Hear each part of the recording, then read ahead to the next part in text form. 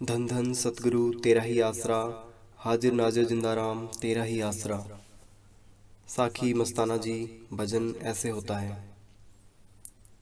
सच्चे पातशाह श्रावण शाह दाता जी ने मस्ताना शाह बलोचिस्तानी जी को बलोचिस्तान के लिए बहुत बख्शिशें दी और फरमाया कि आप बलोचिस्तान में सत्संग सुनाएं। बलोचिस्तान में बहुत रूहें पड़ी हैं जिनको नाम दान देना है। आप वहाँ से अधिकारी रूहें छाट छाट कर लाएं। बलोचिस्तान पीर फकीरों को मानने वाला इलाका है। मस्ताना को खुशियाँ देकर और बलोचिस्तान का बादशाह बनाकर भेजा। आपने कोटड़ा गांव में अपने लिए डेरे में भजन करने के लिए गुफा बनाई, मजलिस भी करने लगे। सच्चे पातशाह श्रावण शाह दाता जी ने बलोचिस्तान के दो प्रेमी चौधरी रेवत राम और चौधरी रेऊ राम सेवा के लिए दिए। ये दोनों बड़े अमीर घराने के थे। एक रात दोनों प्रेमी गुफा में सहनसा मस्ताना जी के साथ भजन पर बैठे थे। बीच में एक बहुत बड़ी लकड़ी जलाई और गुफा का दरवाजा अंदर से बंद कर लिया। थोड़ी देर में सबके ख्याल ऊपर चले गए और शरीर को छोड़ दिया। जलती लकड़ी का एक टुकड़ा टूटकर रेहू राम की टांग पर गिरा और उसका पट भी जलता रहा क्योंकि वह शरीर में नहीं था। उनका ख्याल मालिक के चरणों में जुड़ा हुआ था। शरीर मिट्टी के ढेर जैसा था, इसलिए उनको पता ही न लगा। सुबह चौधरी रेवत राम का लड़का चाय लेकर आया।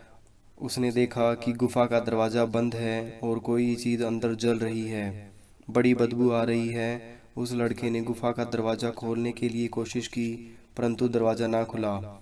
उसने दरवाजे को तोड़ दिया। सारी गुफा में धुआं ही धुआं था और बदबू आ रही थी। उस लड़के ने शोर मचाया। श्यामस्ताना जी व दोनों प्रेमियों के ख्याल नीचे शरीर में आ गए।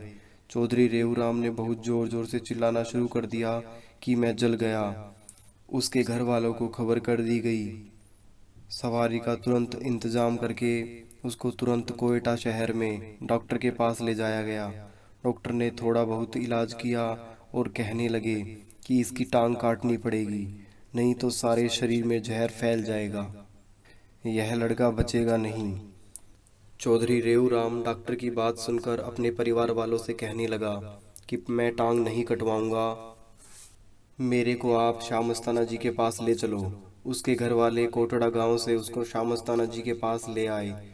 रेऊ राम का श्यामस्ताना जी पर बहुत विश्वास था। श्यामस्ताना जी अंतर्ध्यान हो गए और सच्चे पातशाह श्रावण शाह दाता जी से विनती की कि आप प्रेमी की लाज रखें, उसकी टांग ना काटनी पड़े, दया मेहर करें, इसका कैसे करना है।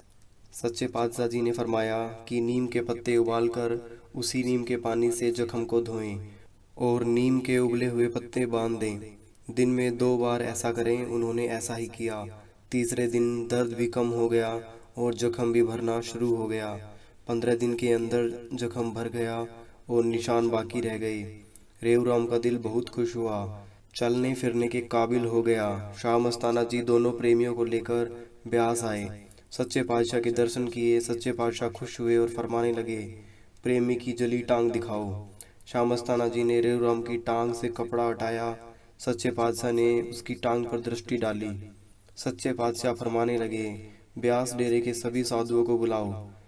जब सब साधु इकट्ठे हो गए तो सच्चे पातशाह जी फरमाने लगे, आप सब कहते हैं भजन नहीं बनता, भजन इसका नाम है। टांग जल रही है और पता भी नहीं। आप भी ऐसे भजन में बैठो, वो ताकत आपके अंग संग सहाई होगी। सच्चे पातशाह जी ने अपने मुबारक हाथों से प्रसाद दिए और बलोचिस्तान जाने का हुक्म दिया। सारे बलोचिस्तान में टांग जलने की खबर फैल गई। डॉक्टर लोग बहुत हैरान हुए कि संतों में इतनी ताकत है जो जली हुई टांग को ठीक कर दिया तथा चलने फिरने के काबिल बना दिया। धन धन सतगुरु तेरा ही आसरा, हाजिर नाजिर जिंदा राम तेरा ही आसरा।